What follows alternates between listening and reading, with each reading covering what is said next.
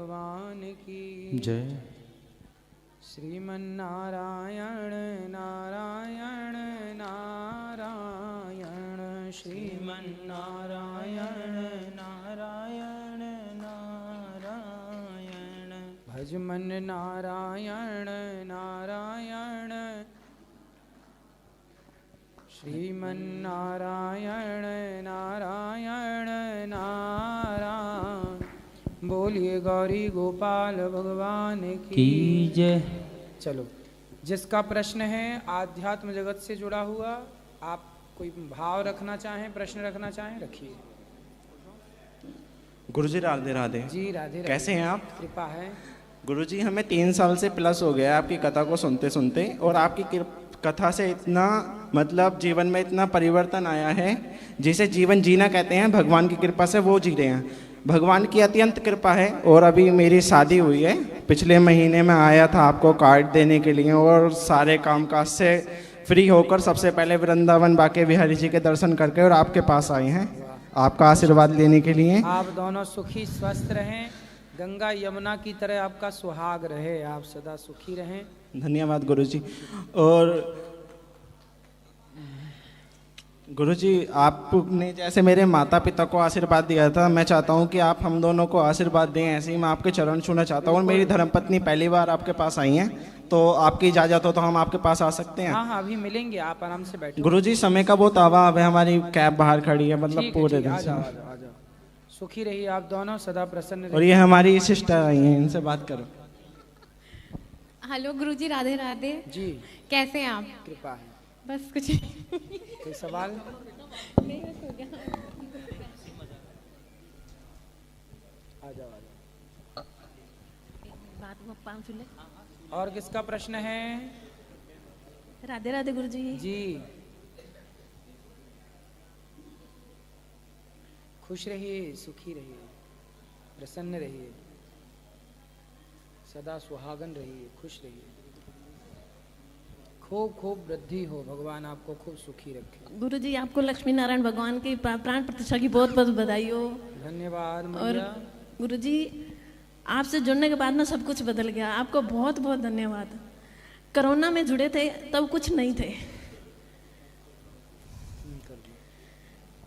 ठीक है।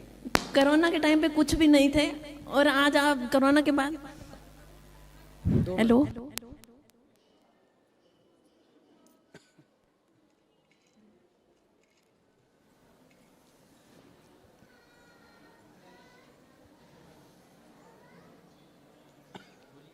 हेलो। हाँ जी गुरुजी, कोरोना के बाद आपने ऐसा आशीर्वाद दिया कि सब कुछ हो गया, सब कुछ। बस अब गौरी गोपाल से ना घर जैसा रिश्ता जुड़ गया है। हर महीने आने को जी करता है। पिछले महीने 2 महीने पहले आए थे, पर 2 महीने भी घर में आराम नहीं मिलता, कहते यहीं भाग के आते हैं, बेटा बहू सब यहीं। और आशीर्वाद दीजिए कि हम यहीं आते रहें, हमें परिवार लगता है हमें। बिल्कुल, गौरी गोपाल आपका ही है, ये मानिए। और आप अपनी कथा में वो अपनी बचपन की बातें सुनाते हैं ना, कि ऐसे थे हालात के भूखे सोते थे, वो भजन हमें बहुत अच्छा लगता है। हम भी ऐसे हालातों से गुजरे हैं, कुछ नहीं था खाने को, लेकिन आपसे जुड़ने के बाद ना आज सब कुछ है। पता नहीं कैसे बिहारी जी ने कृपा करी है, सब कुछ है। ये बिहारी जी की कृपा है। बेटे ने गवर्नमेंट जॉब की तैयारी कर रही थी, लेकिन आपने कहा बांके बिहारी का नौकर बनो, दुनिया के नौकर नहीं। आज वो बांके बिहारी का नौकर है और खूब बिजनेस कर रहा है, खूब तरक्की कर रहा है आज वो। और गुरुजी, बचपन में ना जब 8-10 साल की उम्र थी, तब मम्मी और उन्हें ना कहीं से मंत्र दिला दिया गुरुजी से, पर उनमें कभी आस्था नहीं बनी। और 4 साल पहले जब आपसे हमने मंत्र लिया, उसमें हमें कोई अपराध तो नहीं लगेगा? वो ना कोई बात नहीं। बस यही पूछना था गुरुजी। धन्यवाद गुरुजी, बस कृपा बना रखे। आप हमारे हनुमानगढ़ कब आएंगे? आएंगे, जरूर आएंगे, जब भगवान जी चाहेंगे। और किसका प्रश्न है? राधे राधे गुरुजी। कैसे हैं आप? कृपा है। गुरुजी, आज दोपहर को हमने देखा था, जो वहाँ पे जो पर्दा लग रहा था, वो क्यों लग रहा था? कहाँ? ऊपर जहाँ पे आप बैठे थे ना। गुरु मंत्र देने के लिए सुबह सुबह। अच्छा, और आपसे गुरु मंत्र लेना है तो कब ले सकते हैं? कल सुबह 8 बजे। जी धन्यवाद।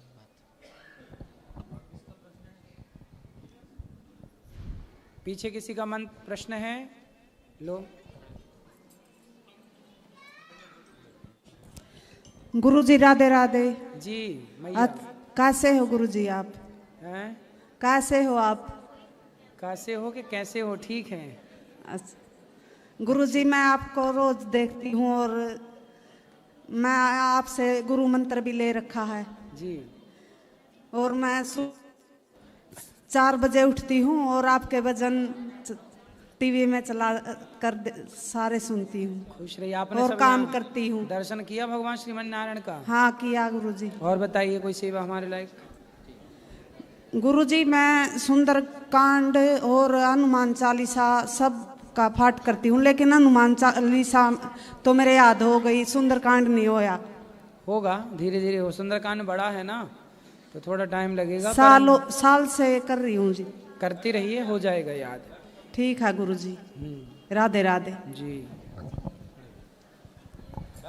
श्री महाराज जी राधे राधे। महाराज जी मैं अयोध्या के पास जिला बस्ती से हूँ और महाराज जी हमारे प्रश्न है, शादी हमारी हो रही है तो जो शादी है वो हमारे चाचा की लड़की की ननद से हो रही है, तो क्या शादी करना ठीक है?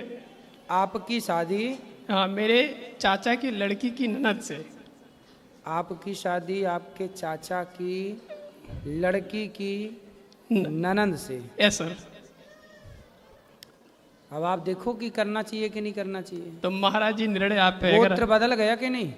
हाँ, गोत्र तो एक सा नहीं है। नहीं। तो गोत्र एक सा ना हो और रिश्ते थोड़ी दूर के ही हों तो ज़्यादा अच्छा है। ठीक है, आप देख लो जैसा आपके परिवार के लोग कहें वैसा करो। परिवार का नहीं महाराज जी, निर्णय आपसे लेने आए हैं, मैं काफी परेशान हूँ। सब उनको आप पसंद है, आपको वो पसंद है? अभी महाराज जी सिर्फ वार्तालाप हुआ है आपस में। मैं भी। उनका खानदान आपका खानदान सब अलग अलग है ना? हाँ हाँ अलग अलग है। गोत्र कुटुंब सब अलग है। हाँ गोत्र अलग है महाराज जी, तभी। ठीक है, देख लो जो सबकी राजी मर्जी हो वो करो। ठीक है महाराज, धन्यवाद। खुश रहिए। गुरुजी आपके चरणों में मेरा सत सत कोटि कोटि नमन। जी बताओ। एक श्लोक बोलना चाहती हूँ। गुरु ब्रह्मा गुरु विष्णु गुरुदेव महेश्वर गुरु साक्षात् परम ब्रह्म तस्मै श्री गुरुवे नमः। गुरुजी यहाँ पे आके हमें बहुत शांति का अनुभव हो रहा है, शांति मिल रही है। जबकि हमारे जीवन में इतना कलह था, जब से यहाँ पर आई हूँ तो मुझे इतना शांति का अनुभव हो रहा है गुरुजी। तो यहाँ साक्षात भगवान बैठे हैं, कथा चल रही है तो शांति तो होगी जी। और साथ ही एक भजन सुनाना छोटा सा। रघुपति राघव राजा राम पवन सीताराम बोलो रघुपति राघव राजा राम पतित पावन सीता। बहुत सुंदर। चलो और सबको माइक दो, माइक बात कराओ सबको। श्रीमन नारायण गुरुजी जी। कल मुझे गुरु मंत्र लेना है गुरुजी आपसे। ठीक है, सुबह। और किसका प्रश्न है? गुरुजी एक बात और पूछनी थी आपसे। बोलो। वो मेरी शादीशुदा वाली लाइफ ऐसी ही चल रही है, वो लोग रखना नहीं चाहते मुझे। क्यों? ससुराल वाले पसंद नहीं करते। तो शादी के पहले उन्होंने देखा नहीं था आपको अच्छे से? फैमिली ने देखा था। तो पति आपको स्वीकार कर रहे हैं कि नहीं? अपनी माँ जी की बात सारी मानते हैं वो। ठीक है, माँ की बात मानना अच्छा है, पर आपको साथ में क्यों नहीं रखना? पति ये कह रहे थे कि तू सिलाई सीख, यहीं पर है और तेरी शॉप खुलवा दूंगा, तू कासगंज आया करूंगा और एक बार तुझसे महीने मिलने और मैं वहाँ पर रहूँगा। मैंने कहा मुझे अपने साथ रखो यहाँ भी, कि नहीं साथ ना, तू वहीं पर रहे, कलेश हो जाती है, तू आती है घर पे मेरे। तो अभी बातचीत करते हैं पति आपके? नहीं, अब तो कलेश बहुत ज़्यादा बढ़ गई है गुरुजी, इसलिए बातचीत अब कुछ नहीं हो रहा है। ये फ़ोन करके बोला था पापा से कि अब सब कुछ ख़त्म करूँगा मैं। कौन बोला? पति मेरे। क्या ख़त्म करूँगा? ये अब रिश्ता नहीं चलाना चाहता मैं। तो रिश्ते कोई मजाक है कि चलाना चाहे का मन होगा? क्योंकि वो अपनी सारी फैमिली की बात मानते हैं। मैंने बहुत प्यार से उन्हें समझाया, मेरी बात मानने के लिए राजी नहीं है नहीं, वो। फैमिली की बात मानते हैं, ये तो अच्छी बात है, मानना ही चाहिए फैमिली की बात। पर फैमिली की बात मानने का मतलब ये नहीं कि आप अपनी पत्नी को छोड़ दें। एक पक्ष की तरफ देखें, दूसरे पक्ष की तरफ ना देखें, एक पक्ष सुने दूसरा पक्ष ना सुने, ये बिल्कुल गलत है। पति को ले आना, हम बात करेंगे, समझाएंगे। गुरुजी वो ड्रिंक वगैरह मतलब कि सारा कुछ ऐसा ही करते हैं। मतलब कितने भाई हैं आपके पति? एक मेरे जेठ हैं और ये हैं, 2 सिस्टर हैं उनकी। तो जेठ अच्छे हैं? हाँ जेठ भी हैं, लेकिन ये ड्रिंक वगैरह वो भी कर लेते हैं, कभी कभार ये भी कर लेते हैं, कभी तो कभार। जेठ की गृहस्थी बढ़िया चल रही है? हाँ उनका ठीक है, उन पे बच्चे हैं, मेरे पे बच्चे नहीं हैं। कितने वर्ष हो गए विवाह के? 34 साल चल रही है गुरुजी। 4 वर्ष जी। तो बच्चे नहीं हैं, इसलिए परेशान तो नहीं करते? और ऐसा ही मुझे लग रहा है, कहीं सासू माँ ने भी दिखाया भी नहीं है। पति से बोलती हूँ आप दिखाओ, पैसा कमाते हो, आप जॉब करते हो, तो कह रहे थे दिखाऊंगा तुझे दिखाऊंगा, ऐसे ही बोलते रहते हैं, लेकिन अभी तक उन्होंने दिखाया नहीं है। उनकी माँ सबसे बोलती है इसे छोड़ूंगी मैं, इसे रखना नहीं चाहती हूँ मैं। पति को ले आना हमारे पास, बात करेंगे। गुरुजी मैंने उनसे बोला था एक बार आप भागवत में चलो, गुरुजी से मिलेंगे, कि मैं नहीं तुझे जाना, तुझे कहीं मना नहीं है, तू जा सकती है, दर्शन कर बिहारी जी के, लेकिन कहीं भी आपको ना भी अपने पति से दूर नहीं रहना चाहिए। क्लेश तो गुरुजी देखो, लेकिन वो रखना नहीं चाह रहे, ये कह रहे हैं कि अगर तू घर पे आएगी तो मेरे घर वाले तुझे घुसने नहीं देंगे। घर वाले कौन? सासू माँ। अरे सास की छाती पे चढ़ जाना तुम, बोले काहे नहीं घुसने दोगी बुढ़िया, हम भगा के आए हैं, तुम्हारे पति भगा, हम शादी अच्छे से हुई थी राजी मर्जी से। हाँ, शादी फैमिली की दोनों की मर्जी फिर से। बोले तब आंखें फूटी थी, तब देखा नहीं ये था। कह रहे अब बोलते हैं कि तू जान और तेरा हस्बैंड जान, इसमें हम लोग कुछ नहीं, हम तुम तुझे वहीं रखना। रहो, छाती में मूंग दरो, सास की छाती में मूंग दरो, वहीं रहो, कहीं ना ऐसे छोड़ के जाओगी वो दूसरा सेट कर लेगा। तो यही तो सुनने में आ रही है गुरुजी कि उन्होंने किसी फोन आया था मेरे पास दिल्ली से ही कि तुम्हारे हस्बैंड ने दूसरी कर ली है, वो इसलिए तुम्हें साथ नहीं रखना चाहती। अरे तो तुम दूर रहोगी तो वो कर ही लेगा, इसलिए रहो ना वहीं, सब देखो अपनी आंखों से। और जहाँ वो जो दूसरी लाए उसके दांत तोड़ के दो तीनों गिफ्ट करो उसको। ऑफिस है उनका, तो सुनने में आता वहीं पर रूम ले लिया, वहाँ पे वो रहती है, और मुझसे बोले थे तू आ जाएगी तो महीने में 4 बार आया करूंगा तेरे पास, और मैं वहीं पर रहा करूंगा, अगर आना है तुझे आ जा, नहीं आना है तो ना। कोई महिला के साथ यदि आपके पति का चक्कर है, पता नहीं गुरुजी, लेकिन सबका फोन आया। पता नहीं क्या, पता लगाओ। तुम दुर्गा हो तो काली महाकाली भी बनो, कब तक बनी रहोगी भोली भाली? पति को बचाओ नहीं, वो तो चाह ही रहा कि तुम दूर हो, 2-3 के चक्कर में रहेगा वो, इसलिए तुम घर में रहो। अब सास जब अपनी तरफ से सब कार्य कर ली तो उसको उसके तरीके से समझाओ, हाथ जोड़ के समझाओ दुनिया वालों को। यदि हाथ जोड़ के नहीं माने, नहीं मैंने गुरुजी सब तरीके से कर लिया। अरे सुनो, हाथ जोड़ के समझाओ दुनिया वालों को तब तक जब तक हाथ जोड़ने से लोग सुने, नहीं सुने। हनुमान जी लंका गए थे ना, तो सबको समझाए भैया हमें फल खाने दो, भूख लगी है। जब ज्यादा ही चढ़ाई की तो हनुमान जी ने पकड़ पकड़ के मारना शुरू किया लंका वासियों को। रावण बोला हमें हमारे लोगों को क्यों मारा? हनुमान जी बोले हम नहीं मारे, जिन मोहि मारा ते में मारे, जो हमें मारेगा, जो आपका घर बिगाड़े उसकी छाती पे चढ़ो। मैंने 4 साल से गुरुजी सबकी सेवा करी, जैसा वो साथ चाहती थी सब सेवा कुछ तो करते ही रहना सबकी की, लेकिन फिर भी कोई समझने के लिए वहाँ कोई पक्ष में मेरे साथ खड़ा नहीं है। भगवान आपके पक्ष में, हम बोल रहे हैं जो वो करो। आप घर ससुराल में ही रहो, सास कुछ ही बोले जवाब मत दो, चुप रहो, पति की सेवा करो मत। और कोई पति के आसपास भटके तो उसके दांत तोड़ो। नहीं गुरुजी तो मैं जाऊं, फिर उन लोगों ने घर में नहीं घुसने दिया। काहे नहीं घुसने देंगे? तुम घुस जाना दरवाजा तोड़ के, हथौड़ा ले जाना बड़ा, एक मारना दरवाजे में टूट जाएगा। काहे नहीं घुसने देगा? बोले हम इस घर की बहू हैं, कौन निकाल सकता आपको? और वो कह रहे मैं तुझे रखना नहीं चाहता। अरे उसके कोई हंसी खेल है क्या? साग भाजी है कि फेंक दिया निकाल के? और सबसे ये कहती बोलती है इसके बच्चे नहीं है तो हम लड़के की दूसरी शादी अरे करेंगे। बोले जब साथ में बुढ़िया रहने नहीं देगी तो बच्चे होंगे कहाँ से? पति पत्नी साथ में रहेंगे तब ना बच्चे होंगे, बुढ़िया बीच में घुसी पड़ी है। मूर्ख कहीं की महिला, बताओ कैसा परेशान कर रही है बहू को। सास को समझाना मेरी बात, पाप लगेगा, नरक जाएगी यहाँ से मैं सास, यदि तुमको साथ में नहीं रहने दिए पति की तो बच्चे नहीं हो रहे। काहे होंगे बच्चे साथ में? जब रहोगी ही नहीं तो साथ में रहो, हो जाएंगे। ठीक है गुरु, राधे राधे गुरु जी। राधे राधे। राधे राधे गुरु जी। जी हम ना गुरु जी आपका कथा लॉकडाउन से सुन रहे थे। हाँ। और हमारे हस्बैंड में, मेरे हस्बैंड में और इनमें बहुत झगड़ा होता था, बहुत। लेकिन हम कथा सुनते सुनते फिर इनको व्हाट्सएप पे इनको हम भेजते रहते थे। कथा सुनते सुनते ना ये मतलब पहले बहुत गुस्सा करते थे और इतना आपका कथा से प्रभाव पड़ा गुरुजी कि ये पूरा बदला हो गया, ये गुस्सा को एकदम भूल गए। ठीक, इतने मतलब अभी मेरी जिंदगी पहले के पीछे बहुत अच्छी है। वाह, देखो ये होता कथा का प्रभाव, जो सुनेगा उसके जीवन में परिवर्तन आएगा। सही बात। और ना गुरुजी मेरे ससुर जी मांस मछली खाते हैं घर में, हम बोलते हैं कि मत खाया कीजिए, बोलते हैं हाँ आप तो पहले खाती थी ना, अब ना छोड़ दी। हम बोलते हैं कि पहले ज्ञान नहीं था ना इसीलिए खाते थे, अब तो नहीं खाते, आप भी छोड़ दीजिए पापा। तो बोलते हैं कि ठीक है देखते हैं। अभी मतलब वो मतलब छोड़ना नहीं चाहते एकदम गुरुजी। कौन? मेरे ससुर जी आए हैं? नहीं, वो नहीं आए। ले आना, समझाएंगे। और ना गुरुजी मेरे बाबू का प्रश्न है कि आप कॉस्ट्यूम कहाँ से बनवाते हैं? क्या? हाँ, आप जो कॉस्ट्यूम पहनते हैं वो वस्त्र, हाँ कहाँ से बनवाते हैं?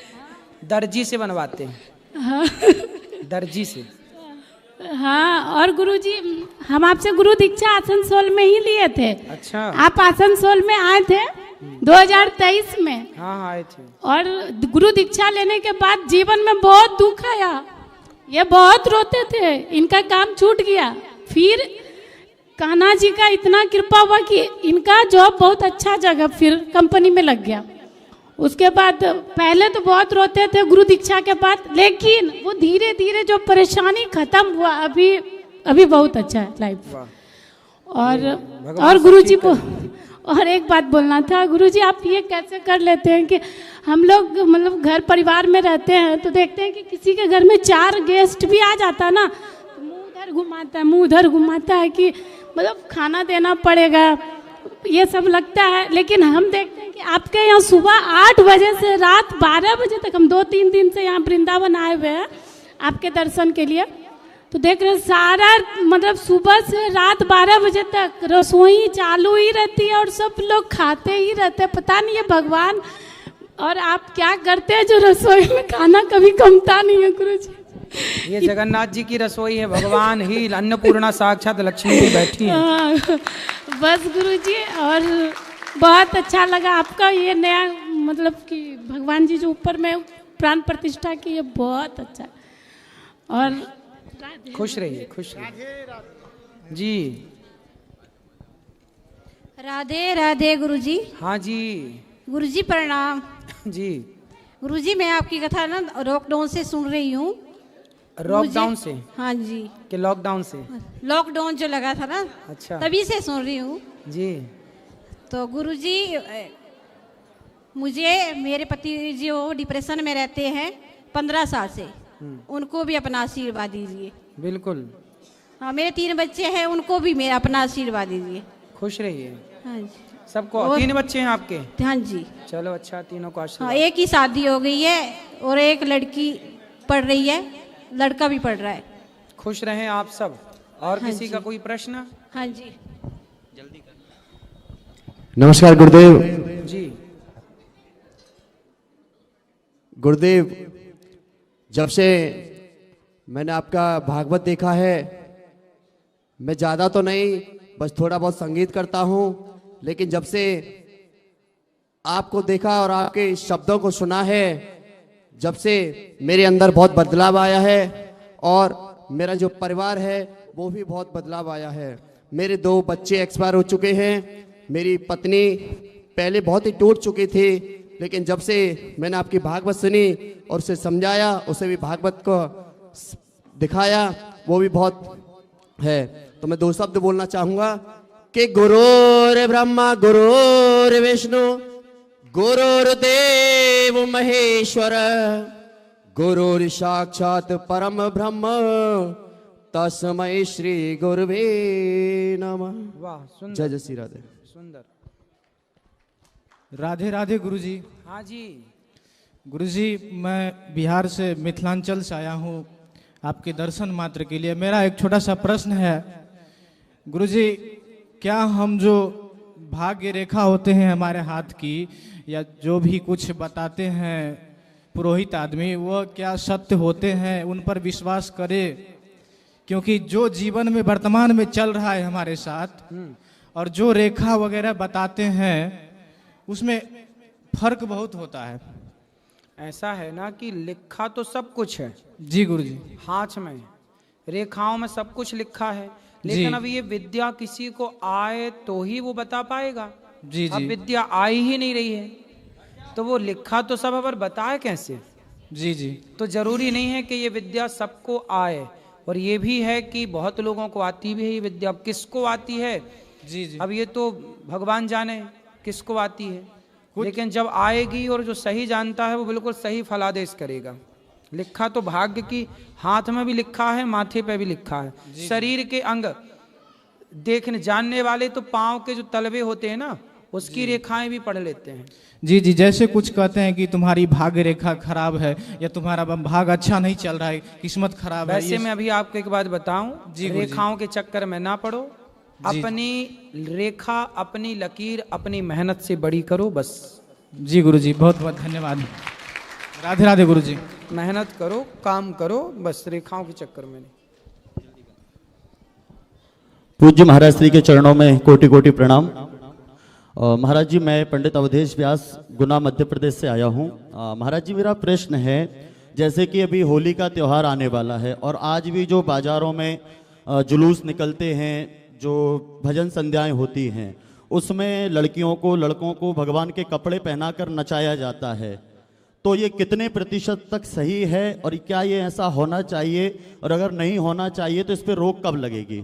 और मेरा दूसरा प्रश्न है कि गुरुदेव, चाहे आप हों, चाहे हमारे बागेश्वर वाले महाराज जी हों, चाहे परम पूज्य श्री प्रेमानंद जी महाराज जी हों, जो भी हिंदुत्व के लिए आगे आता है, जो धर्म के लिए आगे आता है, उसका विरोध प्रारंभ हो जाता है, इसका प्रमुख कारण क्या है? बस मेरे ये दो प्रश्न हैं गुरुदेव। देखो, विरोध क्यों प्रारंभ होता है ये सवाल आपका है। जो फलदार वृक्ष होता है ना, जो गुणों से भरा है, उसी वृक्ष की ओर लाठी और पत्थर फेंके जाते हैं। आम का पेड़ फलों से भरा है तो उसकी ओर ही लाठी और पत्थर फेंके जाएंगे ताकि वो गिरे और कोई उसे प्राप्त करे। बबूल के तरफ तो कोई लाठी और डंडे नहीं फेंके जाते, ना पत्थर फेंके जाते। जो संत महापुरुष गुणों से भरे हैं, अच्छाइयों से भरे हैं, जिनकी प्रशंसा होती है, उनकी आलोचनाएं भी होती हैं।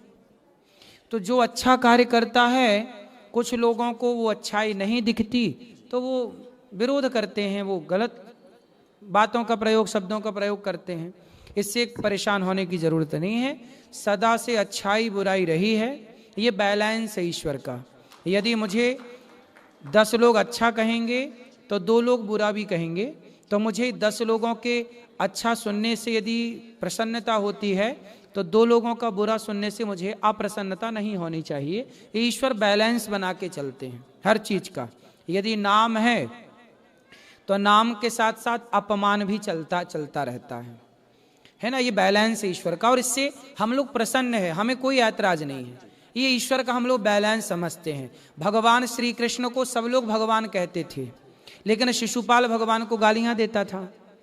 राम को सब लोग भगवान कहते थे, पर रावण गालियां देता था। तो जहां राम की आलोचना और राम की बुराई करने वाले लोग राम के जमाने में थे, तो आज के ज़माने में हमारी आपकी साधु संतों की बुराई करने वाले लोग हैं। इसमें कोई आश्चर्य नहीं है। तो ऐसे लोगों का होना भी ज़रूरी है, क्योंकि यही लोग ये बैलेंस बना के रखते हैं चीज़ों को। अच्छाई ही अच्छाई ना होगी ना, यदि अच्छाई ही अच्छाई होगी तो अच्छाई ही समाप्त हो जाएगी। समझो क्यों, कैसे समाप्त हो जाएगी? अरे रात के बाद जब दिन होता है ना, तो दिन की महिमा होती है, दिन का यूज होता है। अब दिन ही दिन रहा है तो दिन की महिमा कम हो जाएगी। रात के बाद दिन की कीमत बढ़ जाती है।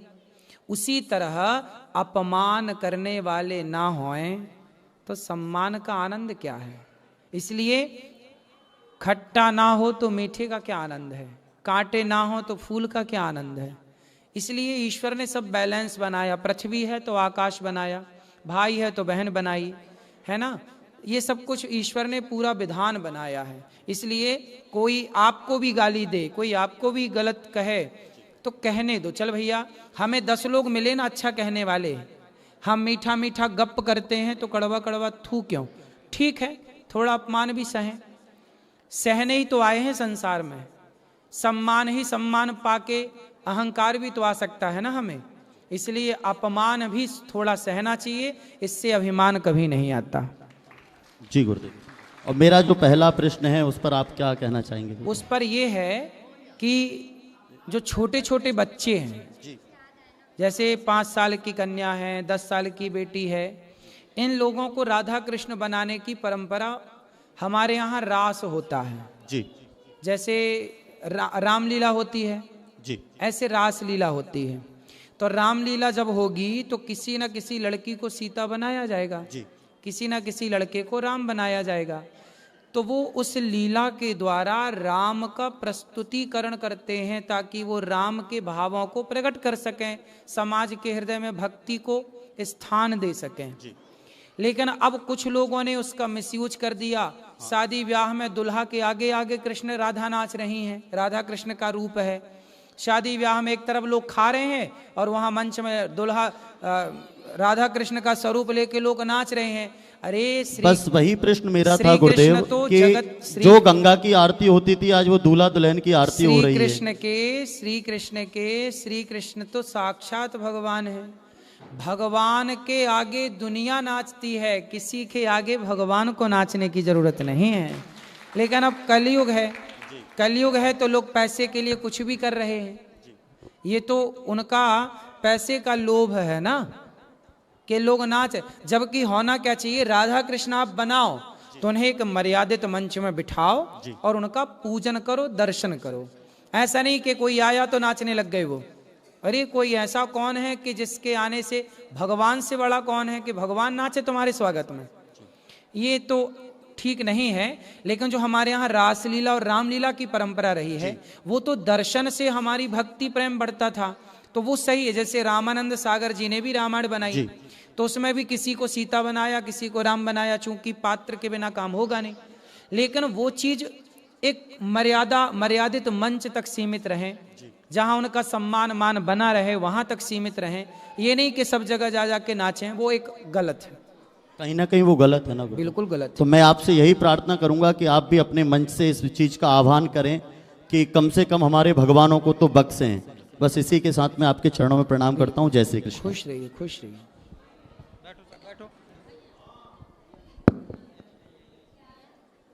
राधे राधे गुरुजी। जी मैं उत्तराखंड बागेश्वर से आया हूँ। हाँ, आई एम आर्मी पर्सन। मेरा सवाल है साहब कि पिछली बार मेरे बच्चे और फैमिली लाया था यहाँ, इस बार माता जी को लाया हूँ, माता जी बैठी है नीचे जी। सवाल ये है कि आजकल की जनरेशन जो है ना, बच्चे छोटे छोटे बच्चे, उनको स्पिरिचुअल के बारे में बताते हैं कि बेटे पूजा करो, वो उसमें ध्यान नहीं देते हैं, वो रीजन ढूंढते हैं कि क्यों करना चाहिए। तो रीजन बताओ ना। धर्म के साथ उनको मर्म के बारे में उनको बताते हैं। जैसे कोई भी चीज़ है, जैसे अभी कुंभ मेला हो रहा है, कुंभ मेले में क्या है, विंध्याचल पर्वत हमारा मन, अच्छे विचार भगवान देवता, गंदे विचार राक्षस, इनका मंथन जब मन में करेंगे तो पहले जहर निकलेगा, है ना, उसके बाद सांसारिक चीजें निकलेंगी, रत्न निकलेंगे, पर हमको पहुंचना है अमृत तक। ये चीजें हम जब बच्चों को बताते हैं, मैं आपके माध्यम से कहना चाहता हूँ, कोई भी चीज हम बच्चों को, हमारे बच्चे खुद, मैं अपने घर से क्रांति लानी है कि अपने घर की बात बताता हूँ। सही है कि बच्चों को बताओ कि पूजा पाठ करो, जोर देने पर क्या उनको हनुमान चालीसा याद है, पर उनको ये पता नहीं कि विद्यावान गुनी अति चातुर राम काज करिवे को आतुर। हनुमान जी का और कुछ काम नहीं था कि जो राम के काम कर रहे हैं, पर हमको सामाजिक होना जरूरी है।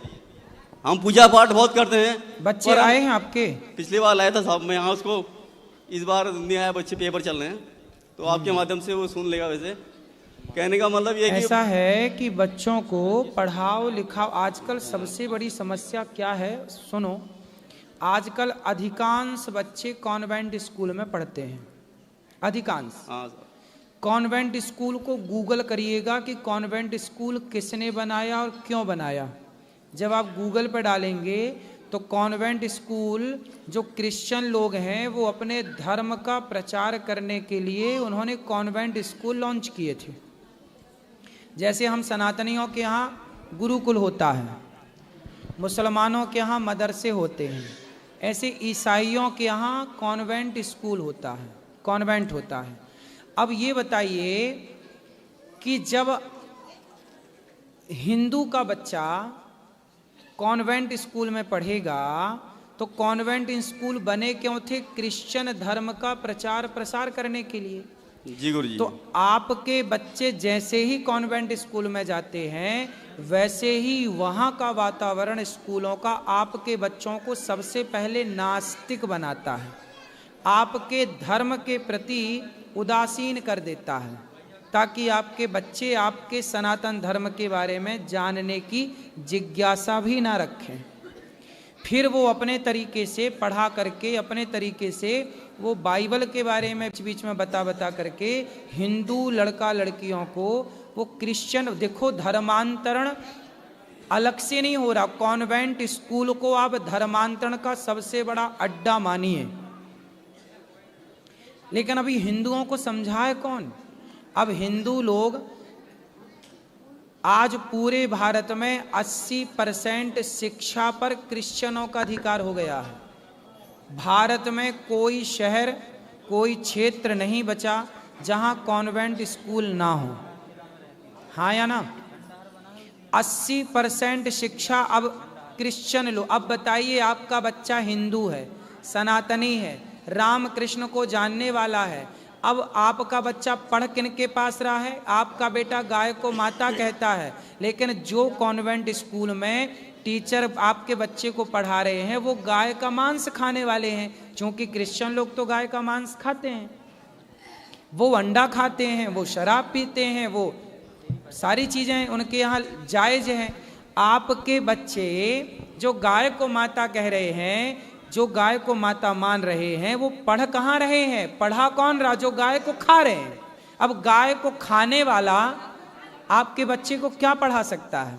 क्या संस्कार देगा? भाई 2 और 2 4 पढ़ा देना बड़ी बात नहीं है। भारत में कितने राज्य हैं, कितने केंद्र प्रशासित राज्य हैं, कितने ये राज्य हैं, कितने देश हैं, देश की भाषाएं, ये सामान्य ज्ञान सबको रटा देना बड़ी बात नहीं है। आजकल जो बच्चे पढ़ लेते हैं और हमें तो ये सब पता है, ये पता होना बड़ी बात नहीं है। हमारे यहाँ जो सनातन का ज्ञान है वो ज्ञान, देखो आजकल कॉन्वेंट स्कूल का ज्ञान कैसा है? पानी की टंकी की तरह। जैसे आपके छत में पानी की टंकी है, उसमें पानी भरोगे तो पानी नल में आएगा, पानी नहीं टंकी में तो नल खत्म। लेकिन हमारा जो सनातन धर्म की शिक्षा थी वो कुएं की तरह थी। कुएं से जितना पानी निकालते जाओ अपने आप कुएं में पानी आता जाता था। हमारा धर्म तो ऐसा है कि जितना ज्ञान प्राप्त करो अपने आप और दिव्य ज्ञान अपने आप प्रकट होता जाता था मस्तिष्क में। ऐसा ज्ञान जिस ज्ञान से हमारे ऋषियों ने रिसर्च करके विमानों का आविष्कार कर दिया, बड़े बड़े विमान, बड़ी बड़ी टेक्नोलॉजी जिस पर आज हम लोग चर्चाएं करते हैं, वो सारी वेद पुराणों में उल्लेख है इन सब चीज़ों का। अब नहीं पढ़ने से चीज़ें लुप्त हो गई। धन्यवाद गुरुजी। मेरा आपके माध्यम से बच्चों को, आज के बच्चों को ये कहना है कि जो स्पिरिचुअल में रहेंगे तो आध्यात्म में रहेंगे तो शांति भी मिलेगी उनको। इंजीनियर बन के क्या करेंगे अगर वो अच्छे इंसान ही नहीं बने, तो समाज के काम में ना आए। तो अच्छा इंसान बनाओ बच्चों को। जीवन में सबसे बड़ी चीज़ है शांति, आनंद। इतनी दौलत पाके भी जीवन में शांति नहीं आई तो दौलत का करोगे क्या? धन्यवाद गुरुजी। खुश रहिए। सीताराम आप सभी को। सीताराम गुरु जी। मैं एक स्वरचित भजन है मेरा, मैं कुछ पंक्तियां आपके चरणों में रखता हूँ जी। ये प्रसंग है इसका कि जब सीता जी का हरण हुआ है और राम जी का विरह है। सिया तुम कहाँ हो ढूंढे राम, प्राण प्रिय को ढूंढे राम, कहाँ चली गई छोड़ के मोहे, कहाँ चली गई छोड़ के मोहे, राम रोते बिलखते राम, राम रोते बिलखते राम, सिया तुम कहाँ हो ढूंढे राम। पत्थर की भी चुभन न लगती, पत्थर की भी चुबन न लगती सिया से दूरी, सांप सी डसती सिया से दूरी, सांप सी डसती। राम सिया की स्थिति है निराली, राम सिया की स्थिति है निराली, त्रिभुवन से दूर प्रकृति सारी, सिया तुम कहाँ हो ढूंढे राम, प्राण प्रिय को ढूंढे राम। बिछुड़न की ये कैसी सभा है, बिछुड़न की ये कैसी सभा है, दो प्रेमी को विरह दिया है, दो प्रेमी को विरह दिया है।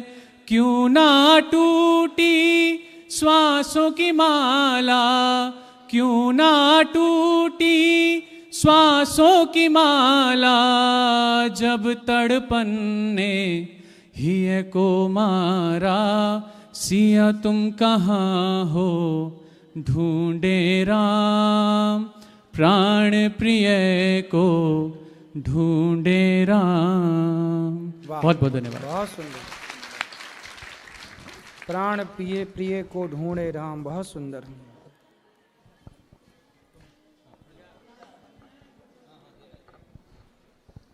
गुरुजी राधे राधे जी।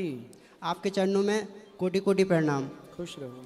गुरुजी, मैं आपको 2-3 साल से आपकी कथा सुन रहा हूँ, तो मेरे जीवन में बहुत परिवर्तन आया है और मैं भगवान से यही प्रार्थना करता हूँ कि मुझे इस काबिल ज़रूर बनाना कि मैं किसी के काम आ सकूँ।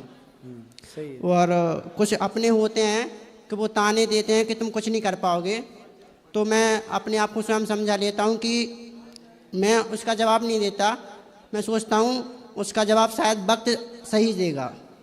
हाँ, जवाब देने की जरूरत नहीं है, अपने आप को सफल बनाओ। जब आप सफल बना लोगे अपने आप को, तो वो जवाब अपने आप उनको मिल जाएगा।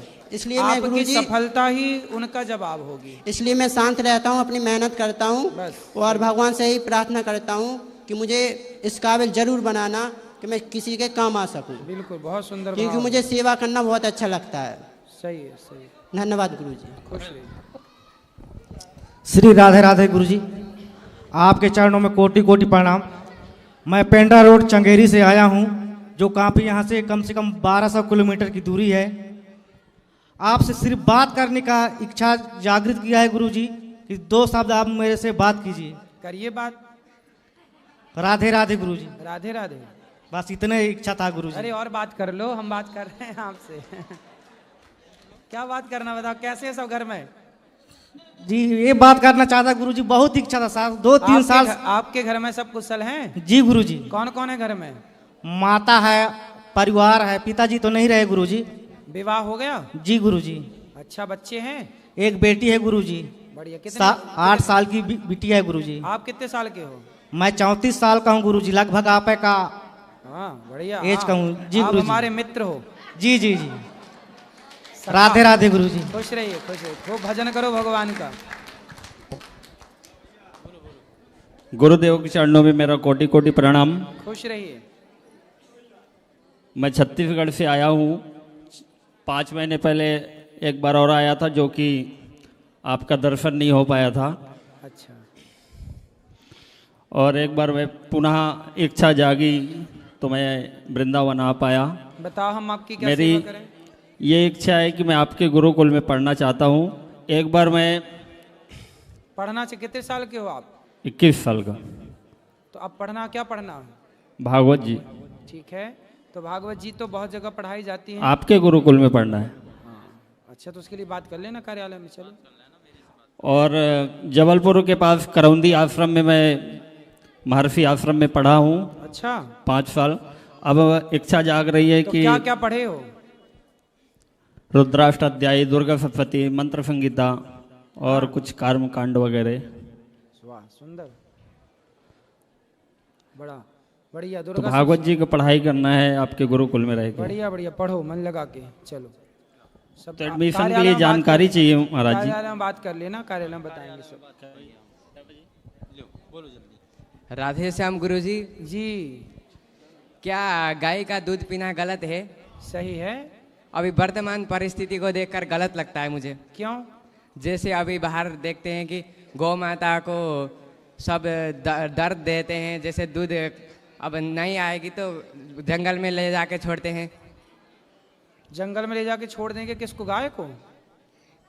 कहीं पर भी छोड़ देते हैं, ले जाकर गलत गलत करते हैं। देखो ऐसा है, हम सबको गाय घर में रखना चाहिए और गाय को चराना चाहिए, बढ़िया पेट भरना चाहिए और उसका दूध उसके बछड़े को पिलाओ। थोड़ा सा आप भोग लगाओ भगवान जी का और आप भी पियो। गाय का दूध बछड़े पर और चराने वाले पर दोनों का ही अधिकार है गाय के दूध पर। और वो बीजी वगैरह जबरदस्ती कराते हैं, जैसे स्पर्म ट्रांसफर वगैरह जबरदस्ती कराते हैं।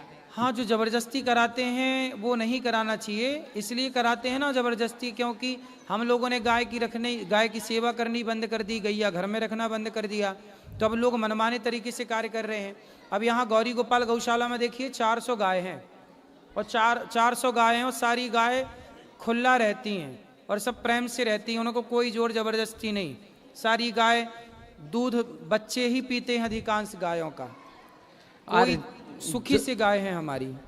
जो जैसे डेयरी में वगैरह दूध वगैरह घी वगैरह में मिलते तो हैं। अधिकांश भैंसें होती हैं और जर्सी होती है, तो वहाँ तो वो जर्सी और डेयरी में भैंसों को ही वो दूध के कारण जो जो करना चाहें वो सब करते हैं। वहाँ तो ऐसा भी मैंने सुना है और देखा भी है कि डेयरियों में जहाँ भैंसें होती हैं, भैंस के बच्चा यदि वो हुई पड़िया, मतलब उसकी मादा हुई, भैंसी हुई, तब तो वो रखते हैं उस बच्चे को।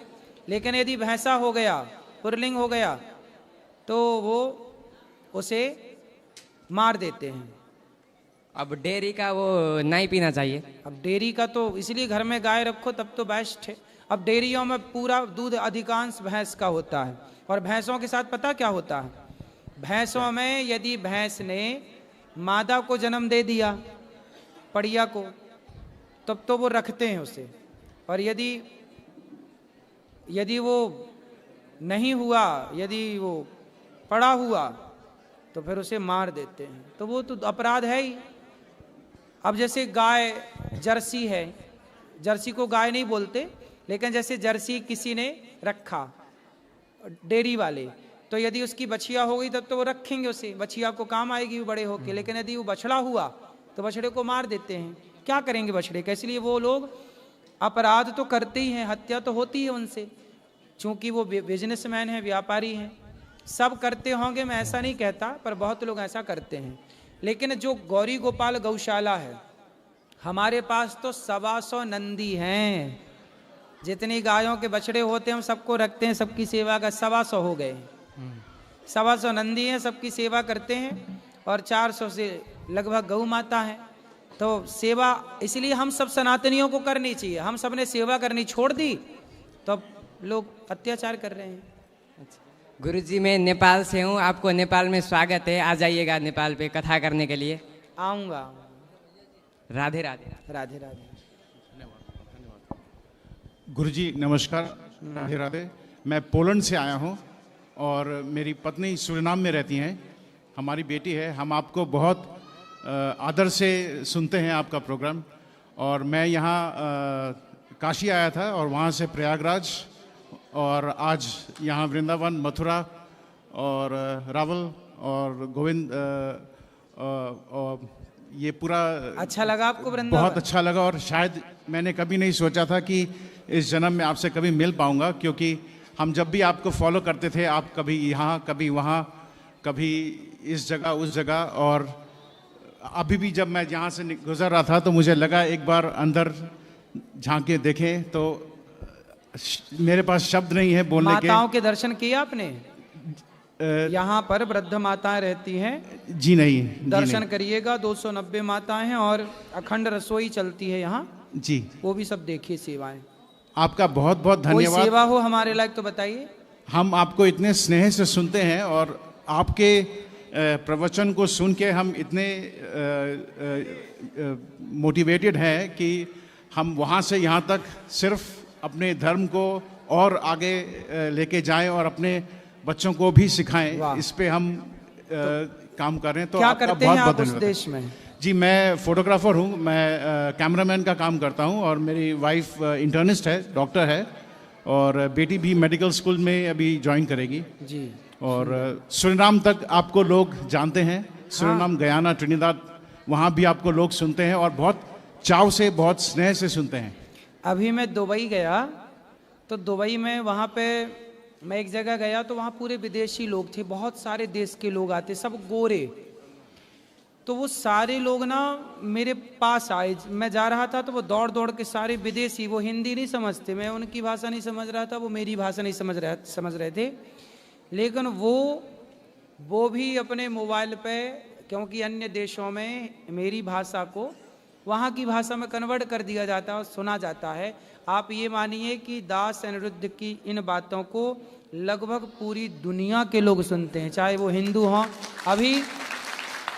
अभी पूरे पाकिस्तान में अपनी कथा और जो अच्छी बातें हैं प्रश्नोत्तरी की सब सुनी जा रही हैं पाकिस्तान में। अभी टीवी चैनल वाले एक दिन मेरे से पूछे, मैंने टीवी देखा, जी न्यूज़ में देखा, तो उस जी न्यूज़ में चल रहा था कि अनिरुद्धाचार्य को सुन रहे हैं पाकिस्तानी, चैनल वाले चला रहे थे। तो पूरी दुनिया सुन रही है। अच्छी बातें किसे बुरी लगती हैं, लेकिन आप आए इसके लिए बहुत बहुत स्वागत। ये बताइए हम आपकी क्या सेवा करें?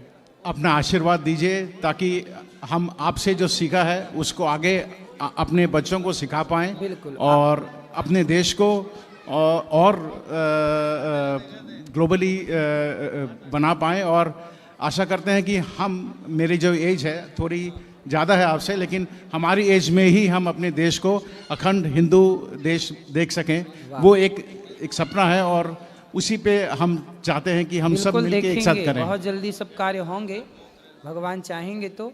और आप सबको बोलिए वो भी आए जो वहाँ के लोग हैं। राधे राधे, खुश रहिए, भारत माता की जय। धन्यवाद। सही है। राधे राधे महाराज जी। राजस्थान पोखरण से आए हम, आपका टीवी पे बहुत देखते, आज हरूबरू देखने का बहुत बहुत हमारे को खुशी हुई। और अगली बार आए थे तो आपका प्रोग्राम नासिक में या कहीं चल रहा था, हमारे को दर्शन नहीं हुए, आज रूबरू दर्शन होने का बहुत बहुत आनंद लगा। और जो आप माताओं की सेवा करते वो तो कहने में दिल भरा था। आपका बहुत बहुत खुश रहिए मैया, आप आई हैं, आप सब देखो। गुरुजी प्रणाम, कोटि कोटि जी, आपका आशीर्वाद बनाने गुरुजी। चलो खुश रहो, प्रसन्न रहो। अब जो सवाल हैं कल फिर प्रश्नोत्तरी होगी, कल फिर पूछिएगा। अब जिनको मिलना है ऊपर चलिए, भगवान के चरणों में बैठ के मिलेंगे सबको। राधे राधे।